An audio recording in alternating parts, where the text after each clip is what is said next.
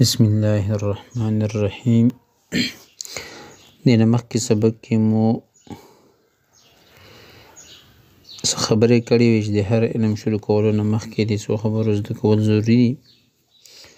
تعریف، موضوع، غرض و غایه، تاریخ، واضح د علم مقام و مرتبه او د مصنف حالات، او د دې وجې مونږ بیان کړې وې چې دا ولې ضروري دي،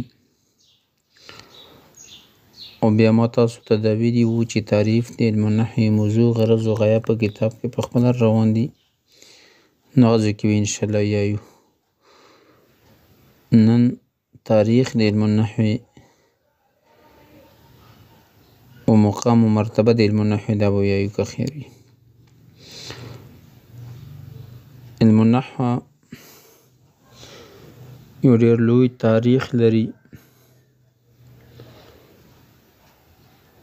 او د دې علم ابتدا د صحابه کرام رضی الله عنهم اجمعین د زمانې نه شوې ده، او دغه د علم النحو دور اول ده.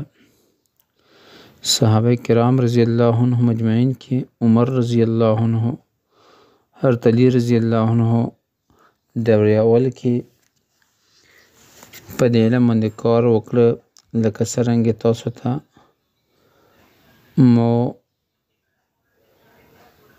د علم النحو د واضح په بیان کې پوره تفصیل سره د هغوی واقعیات بیان کړي وو،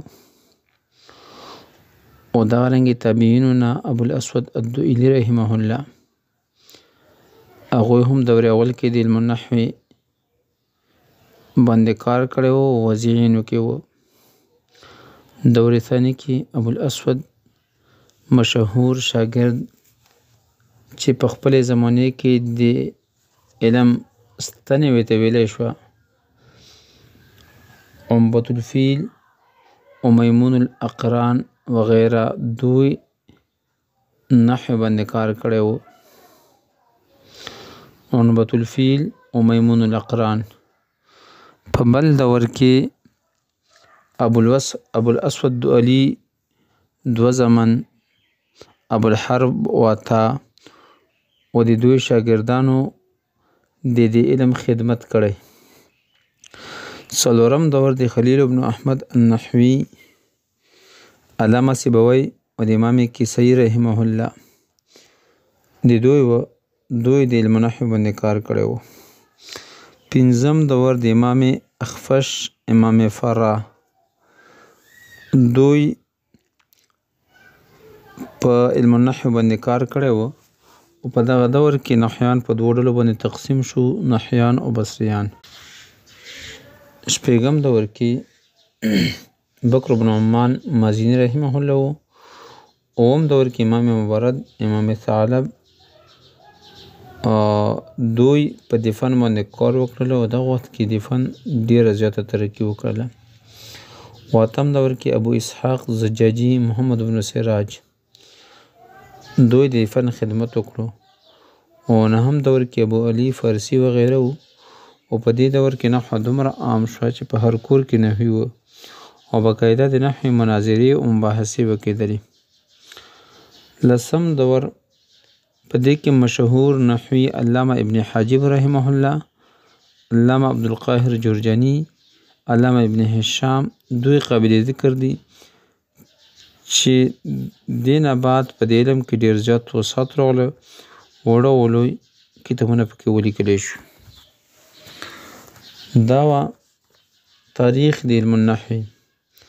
اوس مقام او مرتبه د علم النحو څه ده؟ نو دا یاد وساتئ چې علوم په دوه قسمه دي، یو علوم مقصوده او بل علوم عالیه. علوم مقصوده لکه قرآن و حدیث، علوم عالیه چې د دې لپاره د آلې په طور استعمالیږي لکه نحو، صرف وغیره. صاحب مفتاح رحمه الله فرمایي چې علم النحو زده کول دا فرضي کفایه ده. صاحب مفتاح رحمه الله فرمایي چې علم النحو زده کول دا فرضي کفایه ده. حضرت عمر رضی الله عنه فرمایي چې تعلموا النحو کما تعلموا السنن والفرائض، چې تاسو نحو زده کوئ لکه څرنګه تاسو سنت او فرایض زده کوئ. تعلموا النحو كما تعلمون السنن والفرائض. چې تاسو علم نحو زده کوئ لکه څرنګه تاسو سنت و فرایض زده کوئ. حضرت ایوب سجستانی رحمه الله فرمایي تعلموا النحو فإنه جمال للوضع وتركه حجنة للشریف.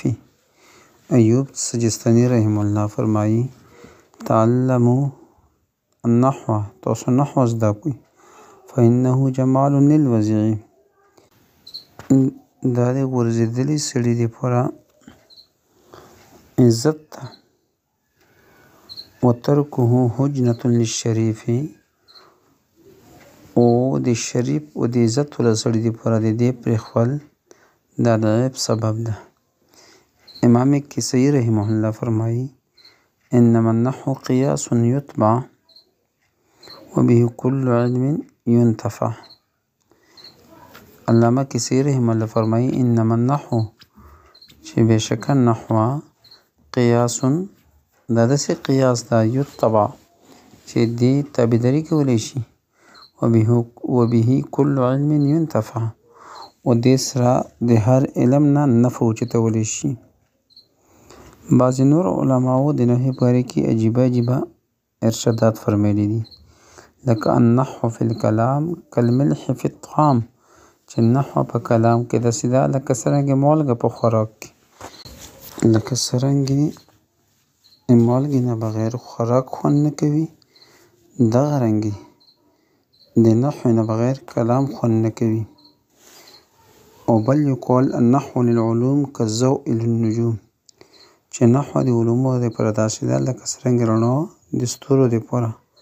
یا النحو فی الکلام کالضوء فی الظلام، چې نحو په کلام کې داسې ده لکه څرنګې رڼا په تیارو کې ده. تیارې کې رڼا نه بغیر وخت تېرول مشکل ده، نو دارنګې د نحو نه بغیر کلام کول هم مشکل ده. بس دا کافي ده.